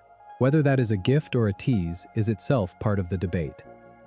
What I can say without any ambiguity is that the cryptography layer of Gravity Falls is one of the most sophisticated pieces of interactive storytelling that children's animation has ever deployed. The system was planned from the beginning. It escalated in difficulty as the audience grew into it. It rewarded genuine expertise, not just casual engagement, and it created communities that are still active, still analyzing, still finding things to discuss almost 10 years after the show ended. You do not get that by accident. You get it by building something that is genuinely worth the attention you are asking for. Go deeper on the Bill Cipher question, because Bill is at the center of so many of the show's controversies. From the Bill Dip shipping debates, to the Book of Bill Satanic Panic, to the backwards words. And I think he is also underappreciated as a piece of character design. Bill Cipher is the show's primary antagonist. He is visually a triangle, specifically an eye in a triangle, which is one of the most loaded symbols in Western occult and conspiracy iconography. He wears a top hat. He is yellow. He is seeded into the show earlier than most viewers realize, tucked into the opening credits and background frames, but his first proper on-screen appearance as a character comes late in Season 1, in the episode Dreamscaperers, when Gideon summons him to steal the deed to the Mystery Shack. He has been watching Gravity Falls for a long time before the twins arrive. What makes Bill work as a villain is the combination of genuine menace with surface-level clownishness. He is funny, he makes jokes, he is theatrical and self-delighted, and he performs his own evil with the commitment of someone who has had an eternal amount of time to perfect the bit. And underneath that, what you gradually understand is that he is actually dangerous in ways the show underlines carefully. He is capable of genuine cruelty. He does not care about the well-being of any being other than himself. His deals are traps. His friendship is a predatory mimicry. The moment he gets real power in Weirdmageddon, he uses it to do exactly what you feared he would do. Hirsch has described Bill's voice as coming from his impression of David Lynch, stretched into something more cartoonishly sinister. If you know Lynch's work, the connection makes sense. Lynch is interested in the uncanny, in the friendly surface over the horror underneath, in the specific American vernacular of smiling evil. Bill Cipher is the animated distillation of that sensibility, a creature who presents himself as a deal-maker and a friend and a jokester, while being, in his actual nature, a destroyer who finds existence itself a kind of joke. The visual iconography that triggered the Satanic Panic in 2023 and 2024 was not coincidental. Hirsch and the show's designers absolutely chose imagery from a cult tradition deliberately: the all-seeing eye, the triangle, the pyramidal structure of Bill's relationships. The show is drawing on a visual language that has meant something to human beings across centuries and cultures, and it is using that language in service of a specific kind of storytelling about the nature of knowledge and the danger of certain kinds of power. But here is the thing about using that visual language in a children's show. It works. The imagery of the occult, the esoteric, the conspiratorial, has always had power precisely because it suggests that there are deeper layers, that the surface of the world is not the whole truth, that patterns and symbols carry weight that most people miss. A show that is genuinely about secrets, about journals full of hidden knowledge, about a summer town where the supernatural intrudes on the everyday. That show is helped by imagery that already carries those connotations. Bill Cipher looks like what he is. He looks like the kind of danger that hides in plain sight, encoded in symbols that seem meaningless until you know how to read them. And that connects directly to the Cipher hunt, which used real codes and real puzzles and a real physical object to extend the show's logic into the actual world. The ARG was not just a marketing exercise, it was the show's own grammar applied to reality. Here is a code, decode it, follow the chain, find the thing. The audience that could do that was the audience the show had been training for 4 years. The Cipher hunt was, in some sense, the final exam. And 13 days later, in a forest in Oregon, someone found the monster. The question of the show's tone in its darkest moments is another area of genuine controversy that does not get enough specific attention. Gravity Falls is marketed and sold as a children's show. It aired on Disney Channel and Disney XD. Its protagonists are 12 years old, and it contains, across its run, some genuinely disturbing content. Not disturbing in a gratuitous way, but disturbing in the way that very good children's fiction is disturbing, which is to say, it is honest about the kinds of fear that are real. The episode Sock Opera in Season 2 involves Bill Cipher possessing Dipper's body, which means the show asks its audience to watch the main character's face and voice be used by a malevolent entity who hates that character, while Dipper himself is displaced into a puppet. The imagery and the implications of this are genuinely unsettling. The character you have been following for a season and a half is suddenly not in control of his own body, and the thing in control of it is actively planning to destroy the possessed body to hurt Dipper and Mabel permanently. There is no softening of this. It is a horror premise, executed with enough skill that it works. Weirdmageddon, the 3-part finale arc, involves the physical transformation of Gravity Falls into a dimension of chaos and horror. Characters are petrified. The world is visibly ending. Stan, who has been coded throughout the show as a lovable con man with a hidden heart, allows his mind to be destroyed, allows the memories and personality that make him who he is to be erased, in order to defeat Bill. This is not treated as a small sacrifice. The show takes the weight of it seriously. The emotional cost of watching Stan's personality dissolve in service of saving everyone he loves is one of the most affecting sequences in the show's entire run. This is a Disney show that showed its audience what it looks like when someone you love chooses to be destroyed, rather than let the people they love suffer. The Standards and Practices Department had notes about the word Lucifer in dialogue. They apparently had nothing to say about a man being psychically erased on screen as the price of defeating the villain. That inconsistency is itself a comment on what institutional content review is actually measuring. The show's willingness to be dark in ways that are emotionally real, not gratuitously, but genuinely, is part of what made it important to the kids who watched it. You can talk down to an audience of children. You can give them the adventure without the cost, the mystery without the resolution that hurts, the happy ending without the grief that makes it mean something. Gravity Falls consistently chose not to. It trusted its audience to be able to hold both things, the joy and the loss, simultaneously, and the audience did. That is part of why the finale drew the numbers it drew. The audience trusted the show back. The show's representation of family, and specifically of the Stan and Ford relationship, deserves its own extended treatment because it is the emotional spine of the entire series, and it is connected to the controversies in ways that are not always made explicit. Grunkle Stan, at the start of the show, is a con man. He runs a fake tourist trap, the Mystery Shack, charging visitors to see genuine supernatural exhibits that are obviously staged. He is funny and warm and deflective, someone who covers everything real with a joke or a hustle. He does not let people in. He has a secret room in the back of the Mystery Shack that he never lets anyone into, and inside that room is the portal, the machine he has been building for 30 years. The reveal of Stan's backstory, spread across the second season and culminating in a tale of two Stans, is one of the most carefully constructed pieces of serial storytelling in children's animation. Stanford Pines, the author of the journals, is Stan's twin brother. They were separated when they were young, following a confrontation over Ford's work and a moment of betrayal and accident that sent Ford through a portal into another dimension. Stan spent the following 30 years working to reverse the portal and bring his brother back. The Mystery Shack, the con man persona, the life Stan built in Gravity Falls, all of it was infrastructure for the real project, the 30-year effort to recover his brother. This backstory lands so hard because it recontextualizes everything you thought you understood about Stan. The deflection is not just a personality trait, it is a survival mechanism. The con man who does not let anyone in has something he cannot let anyone see. The warmth he shows Dipper and Mabel, the genuine care he takes of them even while running his grift, that is not performed. That is who he actually is, and he learned to hide it, because showing it costs something. The reconciliation between Stan and Ford at the end of the series is complicated. They did not simply make up. The 30 years of separation, the resentments, the different directions their lives went, none of that is dissolved by the finale's resolution. What the show gives them, and what the audience receives, is something more honest than resolution. They are given the chance to try again. They set out together, on a boat called the Stan-O-War, to explore the world. The relationship is not fixed, it is continued. That is the more honest version of what happens when estranged siblings find each other after a lifetime. The controversy this connects to is an indirect one.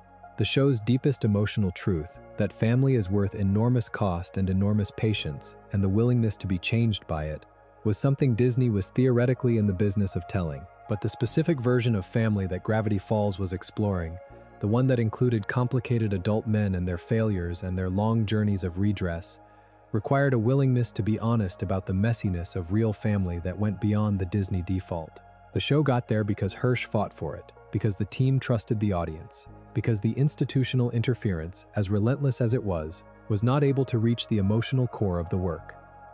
There is a detail about the Cipher hunt's resolution that tends to get mentioned but rarely discussed in full, and it is the thing that transforms the story from a celebration into a comedy of errors with a happy ending.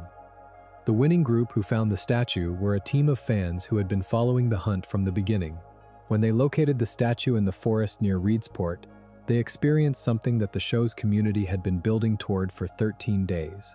The end of a genuinely difficult puzzle, a physical discovery, a real-world culmination of everything the show had been about. The live stream of the discovery was watched by thousands of people online. And then the property dispute unfolded in real time. The distance the statue was placed over the property line, 117 feet, is specific enough to have been calculated precisely after the fact, when someone compared the coordinates to the actual property boundaries. It was not placed on the edge of the disputed boundary. It was placed a meaningful distance onto someone else's land. Linda Parker, who owned that land, was not a Gravity Falls fan. She was a private citizen who suddenly had groups of excited people appearing on her property because of a puzzle she had nothing to do with. Her complaint to local authorities was entirely reasonable. The police response was also entirely reasonable. The statue was removed from private property and placed temporarily in public space. But from the perspective of the fans who had just spent 13 days decoding clues across multiple countries, arriving at the forest, finding the statue, and celebrating that discovery on a live stream, having the physical object immediately taken away by police was surreal in a way that felt very much in keeping with the show's own sensibility. Bill Cipher, as a character, would have enjoyed this outcome. The treasure hunt for a chaos demon ended in a property dispute and a police call. The relocation to Confusion Hill was the right decision for several reasons beyond the obvious practicality.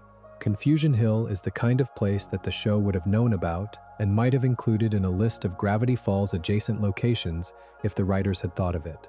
It is a roadside attraction built on optical illusions and the performance of mystery, which is more or less exactly what the Mystery Shack is. Putting a Bill Cipher statue in Confusion Hill is putting chaos in chaos. It makes a kind of narrative sense that you could not have planned. Something else that gets mentioned in discussions of the show's controversies but rarely examined with the specificity it deserves is the question of whether Gravity Falls was, in any meaningful sense, too dark for its intended audience. The show's rating placed it in the category typically applied to content suitable for children roughly 7 and older that may include fantasy violence. That rating sits alongside the show's actual content: dimensional monsters, psychological horror, possession, a main character's mind being erased, the physical petrification of recurring characters during Weirdmageddon. The gap between what a rating in that band typically contains and what Gravity Falls actually contains is significant. What made the show's dark content work, critically, is that it was never gratuitous and it was always in service of emotional truth. The horror in Gravity Falls is the horror of genuine loss, genuine risk, genuine cost. The monster is not scary because the design is frightening, though some designs are genuinely unsettling.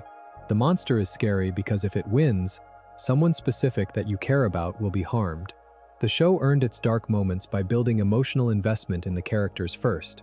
This is not a small craft distinction. A lot of content aimed at children uses darkness as decoration, as a way of seeming edgy or sophisticated, without doing the work of making the darkness matter. Gravity Falls did the work.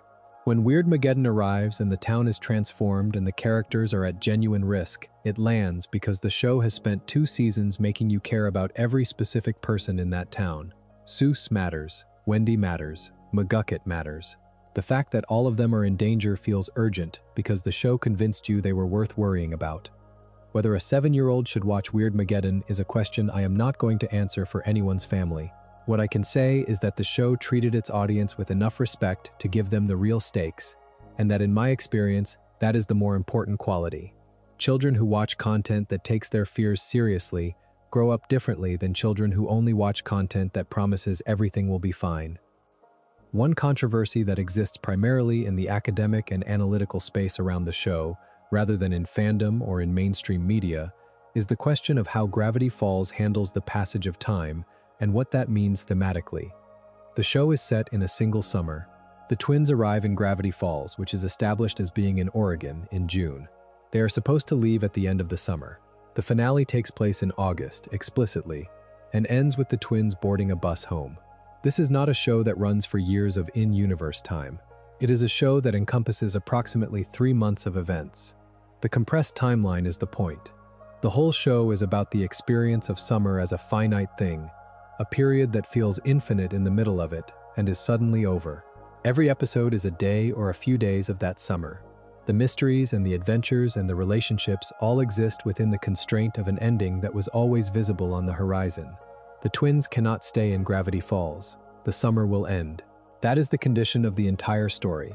This creates an interesting structural problem that the show navigates better than almost anything in the genre. How do you make an audience care deeply about a situation that is defined by its temporary nature? How do you invest in a place and a set of relationships when you know from the beginning that they will be left behind? The answer Gravity Falls gives is that the temporary nature of the summer is not a limitation, but the subject. The show is not about Gravity Falls as a place you might return to. It is about Gravity Falls as a place you experienced once, at a specific age, with specific people, and that you carry with you afterward. The emotional architecture of the finale depends on the twins leaving. If they stayed, the show would be about something different. The fact that they go is what makes the summer matter.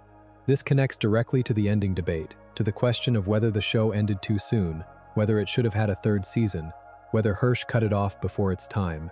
The structural answer is no. A third season would, by necessity, either bring the twins back to Gravity Falls for another summer, which would dilute the emotional singularity of the first summer, or would follow them through the school year in Piedmont, which would be a completely different show about different things. The show that Gravity Falls is, the show that means what it means, can only be this long. The ending is not a limitation imposed by circumstance. It is the meaning of the story made concrete.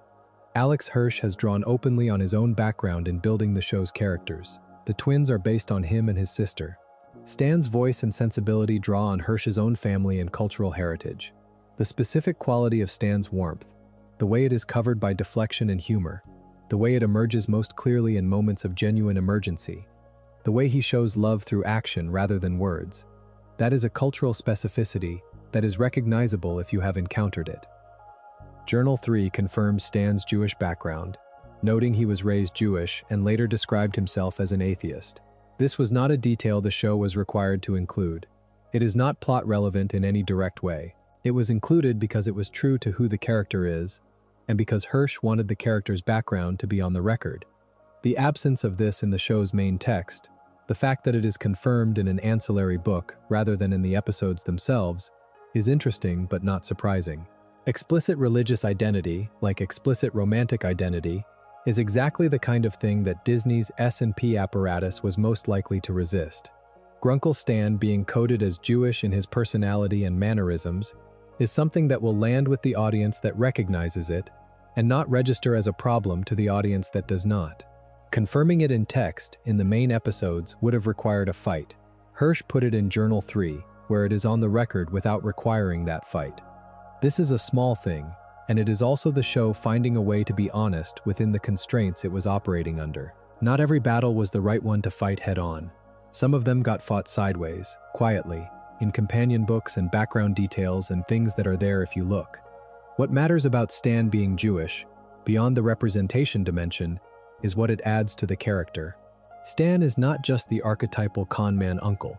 He is a specific person from a specific tradition, someone who carries a particular way of understanding family obligation and communal survival, and the relationship between comedy and grief. The con-man persona that covers enormous warmth and loyalty is a recognizable archetype within that tradition. The joke as deflection for pain, the willingness to be underestimated as a survival strategy, the love that is shown rather than stated. When you read Stan through that lens, the 30-year project to recover his brother takes on additional weight. This is not just an unusual family story. It is a story about what a person from a tradition that values family as a primary obligation does when that family is broken. He does not move on. He does not accept the loss. He spends 30 years building a machine in the back of a tourist trap in Oregon, running cons on tourists to pay for the parts, because his brother is out there and he is coming back. The show's relationship to its own merchandise is another dimension of the Disney controversy that deserves specific treatment. Gravity Falls generated significant fan demand for merchandise throughout its run. The show's visual design, the journals, the symbols, the characters, all of it translated well to the kinds of products that a successful children's franchise would normally generate. And Disney's execution of that potential was, by most accounts, inadequate. Hirsch has expressed frustration about the merchandise situation at various points. The specific complaint, articulated in different ways in different contexts, is that Disney did not invest in Gravity Falls merchandise proportionate to the show's cultural impact and audience demand. The basic items, the shirts, the toys, the branded goods that any franchise of this scale would normally have, were produced in quantities and varieties that fans consistently found insufficient. This is particularly interesting alongside the LGBTQ censorship story because it suggests that Disney's institutional relationship to the show was complicated in ways that do not reduce to simple neglect. The company cared enough about the show's content to send thousands of S&P notes. It cared enough to remove the Fez symbol from streaming versions. It cared enough to cancel the Artbook deal, but it apparently did not care enough to fully commit to the commercial infrastructure that would have supported the show the way a franchise of its size and loyalty would typically be supported. The most generous reading of this is that Disney, as a company, was not sure what Gravity Falls was. It did not fit neatly into the category of Disney Channel show that typically generates merchandise revenue because it was darker and more serialized, and aimed at a slightly older audience than the standard kids' cable model. The machinery for merchandise was built for different kinds of content. Gravity Falls fell between categories, and the company did not adapt. The less generous reading is that Disney saw Gravity Falls as an asset to be managed rather than a property to be invested in, and that the investment calculus never favored committing the resources that a different company or a different era within the same company might have allocated. Either way, the gap between the show's cultural footprint and the merchandise support it received was real, and fans noticed it and have continued to notice it. The Artbook finally being published a decade later is, among other things, the company finally providing one of the most basic forms of collector merchandise that a show of this caliber would typically produce. Better late than never, but it is still late. There is one more piece of the controversy catalog I want to sit with before we move toward the end of this, and it is the most recent and in some ways the most forward-looking, the countdown. When the Book of Bill was released in July of 2024, the back cover included a website address protected by a password. The password itself was findable by people who read the book carefully. The website, once opened, contained a countdown timer. The timer reached 0 on July 30th, 2024. Nothing of obvious significance was announced. What was that for? Officially, no explanation has been given. The possibilities that fans have circulated range from the practical, a marketing element that was simply meant to drive engagement with the book and did not require a payoff, to the more conspiratorial, a tease for a project that was planned but did not come together in time. Some have suggested it was purely in-universe, a moment of Bill Cipher's time running out that was designed to be experienced rather than decoded. Others have connected it to the Disney revival conversations and suggested it was timing for an announcement that the revival negotiations were expected to produce, which then fell through. Hirsch has not said. This is consistent with his general approach to ambiguity in the Gravity Falls universe, which is to leave doors open and not over-explain. But it is also a specific moment that fans invested attention in and that resolved without obvious payoff, and the frustration from that is real. The countdown sits alongside the revival conversation as the most current piece of the show's active history. A Disney executive confirmed in the summer of 2024 that conversations about a potential return were, at that point, active. The countdown reached 0, 5 weeks later, with no announcement. Whether those two things are related, whether a revival announcement was planned and fell through, whether the countdown was ever meant to produce a specific announcement, remains genuinely unknown. What this means for the show's future is hard to read. The Artbook is coming. The conversations are ongoing. Hirsch's Netflix deal, which was signed in 2018 as a multi-year agreement, is a factor in any calculation about what he can make and for whom, and its current terms are not public knowledge. The only thing that is certain is that Gravity Falls as it currently exists, the 40 episodes and the shorts and the books and the ARG and the cryptograms and the fandom communities, is complete and coherent without any of what might come next. The show does not need a sequel to be finished. Whether a sequel might be good is a separate question from whether one is necessary. And the fact that conversations are ongoing, that the interest exists at the studio level, that the Artbook is finally being published, suggests at minimum that the relationship between the property and the company that owns it has thawed somewhat from the years when Hirsch was describing his Disney tenure as solitary confinement. My own read, and this is just a read, is that the thaw is real but limited. The company would love to be in the Gravity Falls business again on its own terms. Hirsch is not obviously in a hurry to hand himself back to a system he described in those words. Whatever eventually emerges, if anything does, will be the result of both sides finding a shape neither of them can push around anymore. There is a smaller controversy from the show's original run that tends to get swallowed by the larger Disney stories, but that I think is worth revisiting because it speaks to something real about how the show handled its central character across Season 2. This is the roadside attraction debate, seen more carefully. In that Season 2 episode, Grunkle Stan, attempting to help Dipper get over his feelings for Wendy, coaches him in a series of techniques for charming strangers. Stan is trying to teach Dipper to be more confident, to stop fixating on Wendy by practicing social connection with other girls. The approach Stan takes is, to put it plainly, manipulative. The techniques he teaches are not about genuine connection. They are about performing charm to create an impression that does not accurately represent who Dipper is or what his intentions are. Dipper applies these techniques across several stops on a road trip through Oregon. connecting briefly with multiple girls at different tourist attractions, creating genuine emotional responses in them, and then leaving without any intention of follow-through.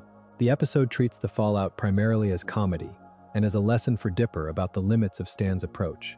By the end, Dipper acknowledges he has been acting badly.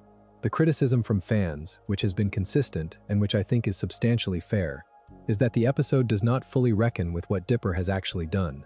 The girls he misled are treated as props in his learning arc. Their feelings are real, but the episode does not spend meaningful time with them. Dipper's realization that Stan's approach was wrong comes primarily from the experience of its consequences for himself, not from a genuine engagement with the harm done to the people he misled. The episode lets him off relatively easily. This is a specific craft failure in an otherwise very strong season, and it is worth naming because Gravity Falls generally does better than this. The show's handling of Mabel's romantic storylines, the show's handling of Stan's emotional arc, the show's handling of Ford's pride and its cost, all of those demonstrate a willingness to sit with the full weight of a character's choices. Roadside Attraction rushes past the weight of Dipper's choices in a way that feels inconsistent with the show's better instincts. What connects this to the broader controversy catalog is the question of what the show was modeling for its audience, about how boys and men should behave toward girls and women. Gravity Falls is a show that cares about honesty as a value. It is a show that takes Stan's con man history seriously as something that has cost him. An episode that teaches its 12-year-old protagonist manipulation techniques and then lets him off easily when those techniques cause harm sits awkwardly within that framework. The fan discourse around this episode has been consistent enough and pointed enough that it is part of the permanent record of how the show's second season is evaluated. It is one of the weaker episodes in a very strong season, and the reason it stands out is precisely because the standard around it is so high. When Gravity Falls is at its best, no character gets away with anything. The costs are real. The reckoning is real. That is what Roadside Attraction did not quite manage, and the fans who said so were not wrong. There is one final piece of context I want to add, because it comes up every time the show's controversies are discussed, and it tends to get mischaracterized. The claim that Gravity Falls was canceled. It was not canceled. Hirsch has been consistent about this across every interview and public statement on the subject. The show ended because he chose to end it. The writing staff knew before writing season 2 that it would be the last season. The shape of the story was planned. The show went out the way Hirsch intended it to go out. The confusion arises from a combination of factors. The show ended while its ratings were still growing. It ended before it felt like it had exhausted its possibilities. It moved from Disney Channel to Disney XD partway through its run, and platform changes can sometimes suggest instability. And the history of the relationship between Hirsch and Disney, the censorship fights and the Artbook cancellation and the general institutional friction, makes it easy to imagine a story where the show was pushed out or cut short. But the actual story is different, and it is in some ways more interesting than the cancellation narrative. Hirsch had a clear vision of what the show was and what it was trying to do, and he executed that vision to completion, at significant personal and creative cost, inside an institutional environment that was actively working against him on multiple fronts. The show ended on his terms. The finale he made is the finale he planned. The ending he chose is the ending that was right for the work. The cancellation myth is worth correcting because it changes the story in an important way. If Gravity Falls was canceled, then the controversies are primarily a story about a show that was defeated by the institution that owned it. But if Gravity Falls ended by choice, and it did, then the controversies are a story about a show that fought for and preserved its own integrity across the entire length of its run, and went out intact. That is a better story. It is also the true one. 2 seasons, 40 episodes, 4 years, thousands of S&P notes, an explicit email banning LGBTQ characters, a redubbed actor, a property dispute in an Oregon forest, a recalled book in a foreign language edition, a canceled art book, a Fez symbol removed from streaming, a satirized pride tweet, a satanic panic from a Walmart aisle, a countdown that ended without explanation, and through all of that, one of the most coherent, emotionally specific, thematically complete children's shows ever made. The controversies are not a list of the things that went wrong. They are a record of everything the show survived. Gravity Falls sits in the culture now, the way very few cartoons do. Not as nostalgia, not as a thing you are supposed to remember fondly because you watched it as a kid, but as a show that holds up to the kind of attention that most adult prestige television does not even attempt to deserve. The cryptograms still work. The foreshadowing still lands on rewatch. The emotional beats still hit with the same force they had the first time, sometimes more, because you know where they are going and you watch them arrive. The controversies that surround the show, taken as a whole, tell you something important about the creative conditions under which it was made. This was not a smooth production. This was not a company and a creator working in harmony toward a shared vision. This was a creator who knew exactly what he wanted to make and fought, daily, to make it, inside a system that did not fully understand what it had. And yet what it had, what Disney owned, was one of the best animated shows of its era. A show with a perfect structure, a hidden cipher layer that engaged its audience in genuine collaboration, an emotional core drawn from real memory, a villain who is genuinely threatening and genuinely funny, and a final season that delivered on every promise the first season made. That is an extraordinary thing to have produced under the conditions it was produced under. What Alex Hirsch made in Gravity Falls is, in the end, an argument. An argument that summer is not just summer, that children deserve honest stories about the things that are actually scary, that family is worth the hardest version of what it costs, that mysteries should have real answers, that codes should mean something when you decode them. That argument was made under pressure and in spite of institutional resistance and with the full knowledge that it would end, and it made that argument completely. The show is over, the summer is over, but the cryptograms are still there in the credits, waiting for someone new to decode them. The statue is at Confusion Hill in California, wearing its hat, sitting in the middle of a roadside illusion attraction. Journal 3 is on shelves, with the affected foreign language edition long since fixed. The Artbook is finally coming. And somewhere in Alex Hirsch's inbox, there is still an email from Disney's Standards and Practices Department, explicitly banning LGBTQ characters from Gravity Falls. He still has it. Maybe someday he will release it. Maybe it will not matter by then. Maybe it already does not matter in the ways that count. The show he made in spite of that email exists. Blubs and Durland declared themselves mad with love in front of 2.9 million viewers. The two old women in the diner are gone from the episode, but the story of the fight to keep them is on the record. The record is what lasts. If you enjoyed the video, make sure to subscribe, and I'll see you in the next one.